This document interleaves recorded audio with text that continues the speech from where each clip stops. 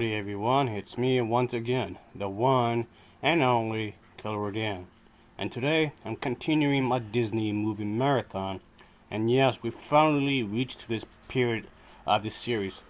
The third and final installment of the original Star Wars trilogy. So, as mentioned multiple times before, if I review one of them, I might as well review them all. So yeah, way back when this film started off, I've actually watched this film in the movie theater, folks.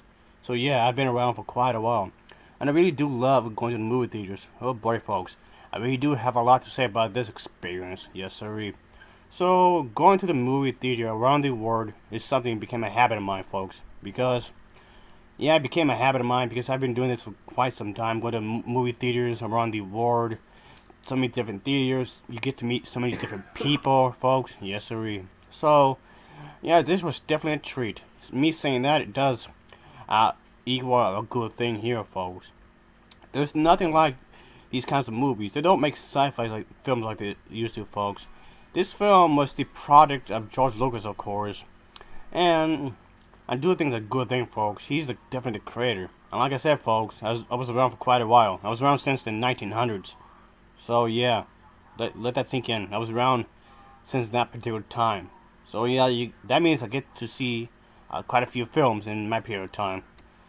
So of course, but the thing is, folks, even by this period of the franchise, people still wanted this film series to be for kids, which I never understood as to why they want such a thing to be done. These series of films are pretty violent, they're pretty graphic in their own way, and this one in particular does get rather sexual. I mean, nothing too explicit, sure, but still quite suggestive in a lot of ways.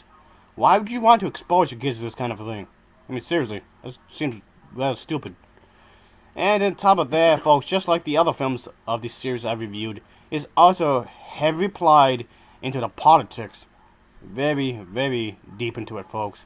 It actually plays a major part in the overall story of the particular series. As mentioned before, folks, these films, this one in particular, does get pretty violent. And of course, I don't mind it really, as long as the violence is within the context of the story. I mean, it's nothing like the Hostel movies. It's not nor nearly as graphic as that. But then again, if it were, I actually wouldn't mind it really. But still, it doesn't go in that far, but still gets rather violent. So, again, it still begs the question as to why they want this film to be for kids. Just seems kind of stupid if you ask me. Anyway, as always, I do have to talk about the plot of this particular movie. So let's get into it, shall we? Oh yeah. This time around, folks, we get to see that this particular army, the gigantic Galactic Empire, is under the direction of this ruthless emperor, folks. Oh boy, he's a character, alright. The emperor will of course play an important part of the general story, and he's constructing a second Death Star in order to crush the Rebel Alliance once and for all.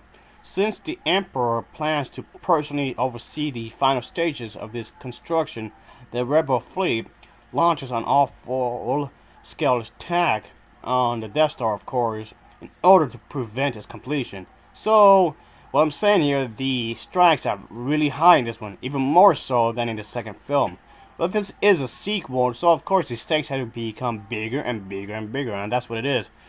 The stakes of this particular film do become bigger in so many ways, folks, not just in the battle scenes. And this particular movie, the relationship between Anakin Skywalker, well, known as Darth Vader, is deepened with the whole idea of Luke Skywalker coming into the picture. What's going on exactly? Well, with these two characters, you do have to see the film, folks. So yeah, this particular relationship of theirs does play an important part. Luke Skywalker does personally feel that there is still some good in Vader, which explains as to why he felt that even though he had a chance to kill him, he just didn't. So there might be the slight chance that Vader himself could still be an honest person. Well, to some degree anyway. So there may be a chance to redeem him in some sort of manner. So, as this film progresses, they do attempt to figure out who's doing what exactly, of course. Can Vader be redeemed? Is Luke Skywalker just being misguided here? These kinds of questions would be come into play in this particular movie, of course. So overall, folks, I can say that this is a well-constructed sequel. Even though this is considered to be the weakest of the three, I personally think it's actually rather a strong entry. It's a good entry, folks, if you ask me. While we did eventually get so many space fights and ground troop fighting as well, but the thing is, we never really got the full scale of it, of what was done in the original story idea. But the thing is, yeah, the space fights were supposed to be a lot more bigger, while it is implied that more planets had joined, but we were never really shown this. And this was because of the fact that there was plenty of budget problems. George Lucas had plenty of time. However, the downside was that he just didn't have enough money to do a full-scale invasion of what he really wanted to do. This goes also along with the ground troops. The ground troop attacks were supposed to be a lot bigger as well.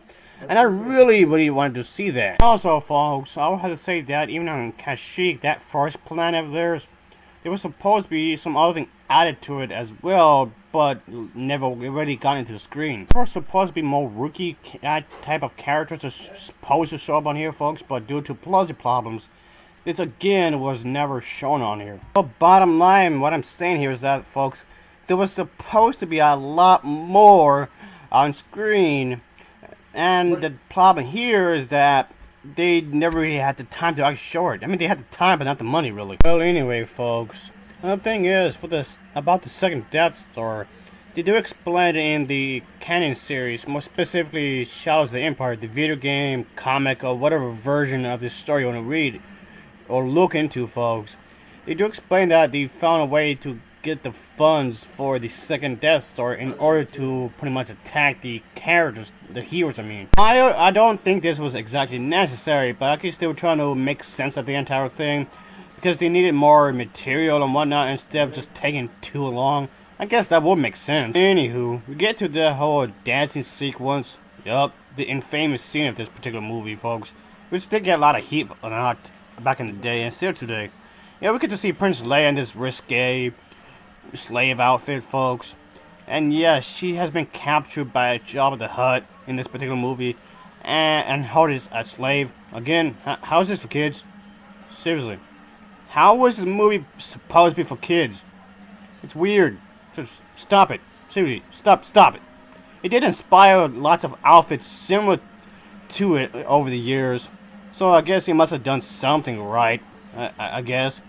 But anyway, folks, this scene, I got no grudges against this scene. It does work within the context of the overall story. And yeah, I think this movie's underrated if you ask me. So yeah, like I was saying, poor Princess Leia. She has been captured by this ugly worm thing. Ew. One ugly bastard. So yeah, of course, she does attempt to, of course, fight, because she was always like that to begin with. So, I guess, you know, points for consistency, I suppose. Yeah, they would be playing music.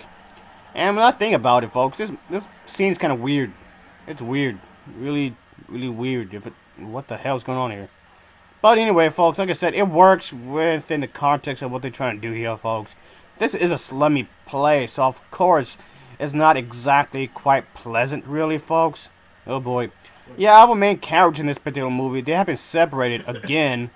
And, of course, our main character, the character of Luke Skywalker, comes in an attempt to save her, of course. And he has to rescue Han Solo anyway, around the same time, so I guess it would make sense. But if you get to see these fuzzy characters on the one planet as the film continues, folks, yes, they will apparently play an important role in the overall story. And if I do have any complaints for this particular film, any genuine complaints, it will be these characters. And if you ask me, they are too cutesy and they're way too fuzzy. I know I'm supposed to take this film seriously, which I do, but it's pretty difficult to do so with these kinds of characters on screen. And, I mean, granted, the director was forced to do so because of the budget problems.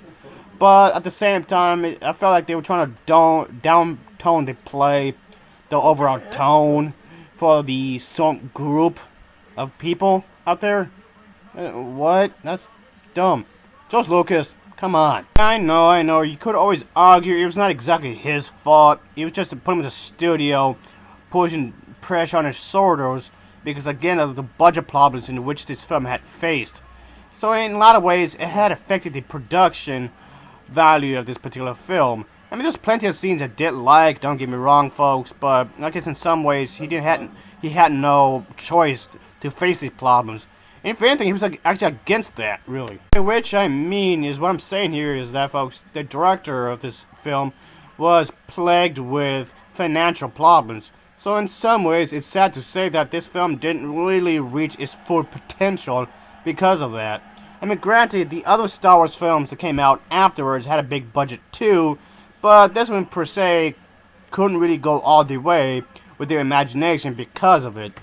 Oh well, I still wonder what could have been, if you ask me, folks, but it is what it is. Yeah, folks, as if it was not bad enough that the character Princess Leia has been captured. Yeah, it gets pretty crazy, folks, as it continues, because Luke Skywalker does have to fight off this monster thing right afterwards. Yeah, folks, it does not get easier for the main character. Well, I do like the fact that there's a monster in here, or like giant creatures in sci-fi or horror films anyway. That makes it kind of cool right there, folks. So then we get to see the character of Boba Fett, whom will play an important part of the general story here, folks. And that's the thing, folks. This character became a fan favorite after this film. And I'm not going to spoil anything really, folks, about this, what happens to this character, but many fans were displeased about what had occurred in that one specific scene for this specific character.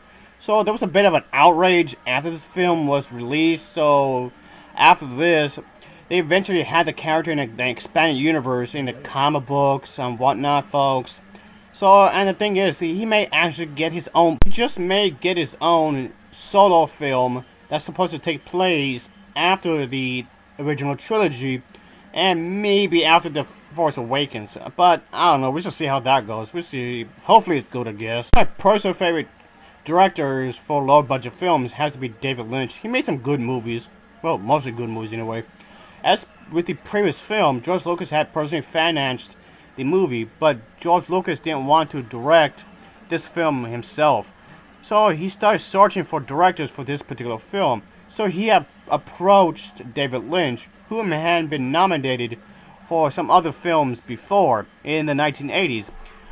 David Lynch hadn't won an award for the Elephant Man in that round time, so he wanted him to direct the Return of the Jedi, but David Lynch had declined the offer to direct this film in order to direct another movie, and that he was planning to do around the same time. So conflicts in schedule got in the way. So, well, it would have been nice to see. It would be interesting to think about how it could have turned out if he had actually directed this film, but oh well, just think about it again. Of course, I'm not counting the Blu-ray version of this film, folks, because it's kind of dumb. So yeah, that version of the film has been severely censored.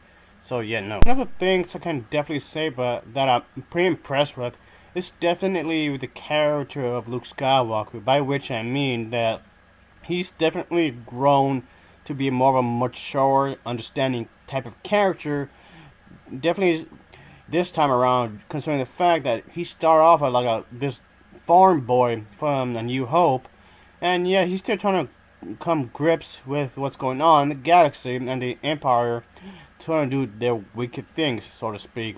So of course he does learn brand new things in this particular time around. His growth from this young boy to this powerful yet calm young man fits well with the type of person who must study this particular force that's mysterious and whatnot.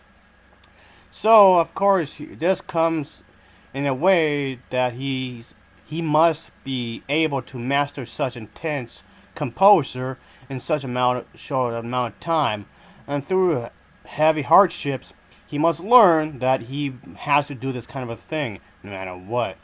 So yeah, it truly means he will have the capabilities, the credibilities of becoming a true Jedi. And so yeah, of course this must continue his growth to become the person he ultimately was born to be. He knows he has no choice in accepting his fate, because this is ultimately what he has to do. He does realize it and he doesn't reject it. And you can say that the overall characters in this film can be said for the same thing, even for Han Solo. Han Solo comes off more of a sensible type of character this time around. He actually cares about Princess Leia's feelings, unlike how he was in the first film that he was in, which was A New Hope. And in A New Hope, Han Solo does come off more selfish, which of course comes off more of a character flaw, which is fine because the whole point of giving these characters character flaws is that they can overcome it. It's what you call character arcs.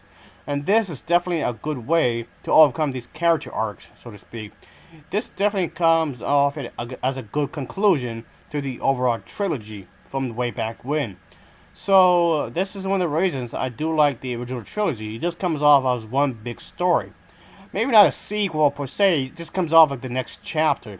Which is of course the idea here. They're supposed to come off like chapters in a book, so to speak. Yeah, you could tell it's the next chapter, sure, but then at the same time, in the grand scheme of things, all these movies are supposed to be connected. And this does feel like it's supposed to belong in the same universe as the previous two films. So, what I'm saying here, folks, it does feel connected. Which of course does make sense because it's what George Lucas was planning all along. Well, according to him anyway. So, yeah, there's not really much I can complain about this film, really. And despite the few complaints I had earlier on in the video, so I can say this was definitely a solid entry in the Star Wars franchise. So altogether, folks, you can say even the music itself comes out really good, folks. The music is top notch. It definitely helps together that this film is a good work of art. Yes, I say work of art because that's the thing, folks. A lot of people don't consider film as a form of art when it was released. And that's the thing, that's a shame right there, because during the Great Depression was when the first time film was being made. A lot of people at the time during the Great Depression didn't take film itself very seriously, which is a shame because a lot of great films were made. And Walt Disney Company was formed around that time. Specifically, they started to make films in the late 1930s. So it came off rather ironic that sometime in the 2000s that they would actually buy out these series of films for their own rights, I guess you can say. So yeah, I guess you can say that it is a good thing that the film of art did grow. I mean, when you think about it, the film itself together is a crafting form that's still rather young, especially compared to books, paintings, and whatnot. So I guess you can say it has evolved over the years. What I'm saying here is that when it comes to in terms of special effects and storytelling, Star Wars as a whole, at least with the original trilogy anyway, did help to format the art form of filmmaking, because the original Star Wars trilogy was one of the few times where you get great special effects and great storytelling. Yeah, the sad truth is that you often get one or the other, and that's the thing, folks. Sad to say. But I guess in this case, you actually get to have both great special effects and great storytelling, with great character development, of course. The acting overall wasn't too bad, folks. I can say the acting in itself is actually pretty good. So, yeah, they really attempt to have a grander story in this time around compared to the previous two entries of the series. So I can say that George Lucas, along with everybody else involved in this film, really did a good job, folks. The acting was good, and I can say the special effects, even considering the fact that this is a much older film, the special effects are actually quite good as a whole as well. So I really do appreciate the fact that even the special effects department didn't get lazy at all. So I can say that they have constructed a good film in the technical aspects as well. So even the editing wasn't that bad. The editing as a whole was actually quite good as well. Yeah, it must have been a nightmare editing this film together, folks, because this film is a little over 2 hours long. The longer the film it is, the longer it will take to edit it, and the more of a nightmare it becomes. Oh boy, oh boy, oh boy. It must have been hell putting this film together. Yeah, I don't envy the person that had to do that, folks. And then on top of that, there was this thing called sound editing. I mean, granted, sound editing had been around even years and years before Star Wars, but must have been a really big tax because the fact that this is a pretty lengthy film. So yeah, there's a lot of work that has to be done, even in regards of the sound editing. Oh boy, that's another department I'm not envy of, folks. Oh boy. So yeah, folks, there's lots of sound editing that has to be done in this particular film. So yeah, the sound editing is actually quite good. I know a lot of people out there don't speak about the sound editing in regards to film, really, which is sad because the sound editing itself is separate from the picture editing. So if you ask me, folks, the music, the audio, are also important parts of filmmaking itself, and not just the visuals either. And I mean, yes, it's visually pleasing to look at, that's for sure. But if you ask me, I guess the audio, the special effects, sound effects, and whatnot, even the music, are just as important as well. You don't make sure that you hear everybody's dialogue clearly, and that's a good thing. They make sure that they have to do that. I'm pretty sure they had to do some tweak ups here and there in post production, but still, folks, all this was actually well put together, if I might add. So yeah, I did appreciate the fact that a lot of effort was actually placed into here, folks. Yes, sirree. So I can say that this was a really well made film, folks. And I may not be the biggest sci-fi buff when it comes to movies, but I know a good movie when I see it. This is definitely a really good film. So despite some of the criticism that it has received over the years, this is still a film that managed to entertain me anyway. So if you have not seen this film, I highly do recommend it, folks. And like I was saying before, folks, the villains of the story were definitely trying to construct this Death Star. The second one, I mean. Oh boy, it was pretty crazy in their own way. I like the battle sequences. The battle sequences towards the end of the film was pretty intense in their own way. So yeah, again, the special effects made it possible to make this part of the film really exciting. So yeah, there's lots of explosions, and there's lots of action going on, folks. And this film does have a good story, so it does give it more weight to the general fight scenes in here, folks. So what I'm saying here, folks, the fight scenes themselves does not come off empty at all. So yeah, it comes off really heavy. It comes off pretty suspenseful in a lot of ways, folks. Yeah, there's plenty of surprises for the characters in this particular film, folks. So I can say that this film was really well made, even in the action sequences. The action sequences were really nicely done, folks. They were really nicely photographed as well. So that's definitely a good thing there, folks. It was really well edited right here, folks. So they came off rather surprising in a lot of ways. And I did like how this film actually took itself seriously, folks. So yeah, you could see the characters we are familiar with already. They definitely came together as a whole. So in any case, folks, I did appreciate this film for what it was trying to do. And it does remain to be one of my top 10 best of films of all time. This is definitely a classic, folks. It's exciting, it's a fun ride, and it's pretty interesting in its own little way. It does complete the entire trilogy as a whole. And this was definitely a great trilogy, folks. And it remains very influential in a lot of ways. So yeah, the bad guys of this film. Yeah, there's a reason these characters are wearing black, or wearing red, or white. This is, of course, a way of ranking, so to speak, folks. Think of it as a way of ranking. So it's pretty much like an army, like an actual army you might see in real life. And of course, that's the idea.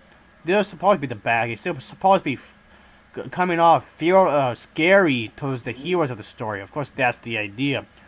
Kind of reminds me of the whole Nazi thing, what Hitler had done, even with his own army. He had the rankings of his own kind of group, of course. Of course, he wants the best of the best of the best to be a part of his army. He wants his men to be strong, fit, of course. And of course, he wants the ultimate best army. He wants his army to be the greatest army in the entire world. And I'm thinking of the Empire pretty much doing the same thing, except making it the best in the entire galaxy as much as possible. So of course, with the Nazi soldiers, they're going to have their own rankings, of course. And that just begs the question. It just makes me wonder, how was this supposed to be for kids? I mean, seriously, how was this supposed to be for kids exactly? This sounds very adult content. Very, very adult content. Like I mentioned before, it may not be the most violent movie ever, sure, but still, it kind of reminds me of the whole controversy over that one video game, Overwatch. I've played this game before. It's quite fun. I mean, it's a third-person shooter, first-person shooter kind of a thing. But this game did get some controversy mainly because of the character Treasure. There's a fan theory going on that she's gay, and they didn't like that. Parents found that to be disrespectful. I mean, yeah, she has an ass fetish, but hey, that's just how the character is. Everyone has their own thing going on, so whatever rocks your boat, I guess. Just leave the character alone. Come on. And don't even get me started on the Star Wars Rebels. Come on. Star Wars Rebels, it was not, I mean, it's not exactly a bad show, really, but I just felt that this particular show was way too watered down for its own good. It came off way too kid-friendly, if you ask me. I mean, I did review the fourth season of this particular show a while back, but I personally didn't care for it, really, folks. It's not the worst animated show I've seen, but it's way, way too family-friendly. Especially considering the fact that the villain in this particular movie is a damn psycho. I mean, he's crazy. He's a lunatic. I mean, but of course that's the idea, folks. That's not a complaint at all. Of course, that was the idea. He was supposed to come off like a crazy and scary individual. So yeah, folks. Again, that's the idea. Even though, of course, he appeared in books and video games as a years went by, of course, he became an important part in video games, in comic books, novels, and graphic novels, even comic book issues as well. And of course, that's a good thing because they would use this as a way to explore this character's backstory or anything else or whatever. It's a good thing, because, I mean, yeah, he's a damn nut, sure, but that's the thing. I do like the character, folks. He's a good villain. He's just crazy. But of course, like I said, that's the idea. They want these characters to be kind of crazy in their own little way. They believe what they're doing is the proper cause. So yeah, and of course, I did like the fact that yeah, there's been plenty of suspenseful situations in where it was kind of hard to see how the characters would get out of sticky situations. So yeah, of course, some of the dancer slave girls were pretty scared because they're fully aware of what the villain characters might do. And yeah, this green alien lady. So yeah, folks. Yeah, I feel bad for her because there was that particular scene where she gets thrown into the particular pit. So yeah, she gets thrown in there. Of course, she gets frightened. And yeah, you get to hear a loud scream because he actually gets eaten alive. So yeah, that's actually pretty scary right there, folks. Yeah, pretty violent too. So again, how is this for kids? Really, how is this for kids exactly? Someone please answer that question, because I honestly do not know. It doesn't make any sense. It really doesn't. And one chase scene that Luke Skywalker and Princess Leia were a part of in that one forest scene was actually really well done as well, folks. I did like that scene. It was actually pretty exciting, and it was really well captured too, folks. And the scenery, the special effects, the editing, and the music were all really well put together as well, folks. I can actually tell that there's a lot of effort being placed in this particular part of the movie, folks. I really like that. Lots of effort being plays a part of it, folks. Yeah, the whole practical effects. I did like the fact that practical effects were used as a part of the film, folks. It was not just special effects. Not all CGI or whatever, like it is nowadays. So, yeah, lots of practical effects were used throughout the entire original trilogy. And of course, this film does get good points for that particular thing, folks. Yes, sir. I can tell George Lucas at the time was really paying close detail to the miniature sets and whatnot. And that's pretty cool. I really do appreciate that. Because I do like this kind of special effects, folks. Which honestly is like a dying art form, if you ask me. I really do miss that kind of a thing.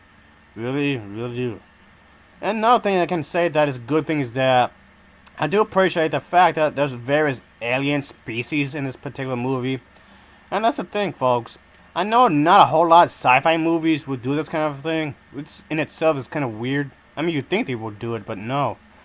Yeah, but in the original Star Wars trilogy, I did appreciate the fact that there was definitely various aliens in this particular movie from different species.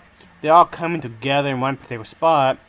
But yeah, that's the thing. Even if they may not be free, even the slave aliens come off like they're coming from different planets, and that's the idea.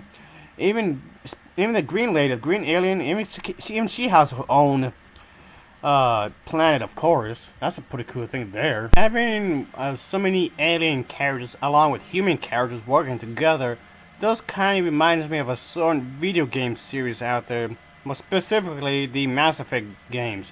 And by the way, folks, the Mass Effect games are supposed to be connected to these films, by the way.